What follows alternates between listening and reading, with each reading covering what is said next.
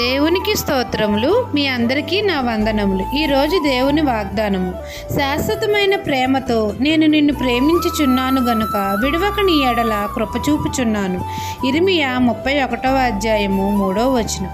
మన ప్రభువును మన రక్షకుడైన మన యేసయ్య మనల్ని శాశ్వతమైన ప్రేమతో ప్రేమించుచున్నాడు గనుక ప్రభువు విడవక మన ఎడల కృపచూపుచున్నాడు. మన ప్రభువైన యేసయ్య కృపామయుడు, దయామయుడు.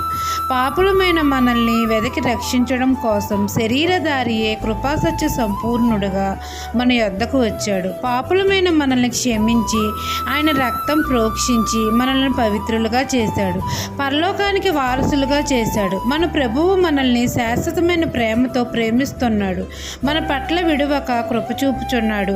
కుమారుని ప్రేమను మనము రుచి చూసి తెలుసుకుని ఆయన మార్గంలో మనం నడుచుకోవాలి. మన కొరకు ప్రాణాన్ని ఆ శిలువలో బలియాగంగా అర్పించాడు. ఆయన పవిత్రమైన రక్తాన్ని మన కొరకు వెలగా చెల్లించి నిత్య జీవానికి వారసులుగా చేశాడు. ఈ దిన వాగ్దానము నా జీవితంలో నెరవేరాలని కోరుకుంటూ దేవుని సువార్త పరిచర్యలో మీ సహోదరి. ఆమెన్.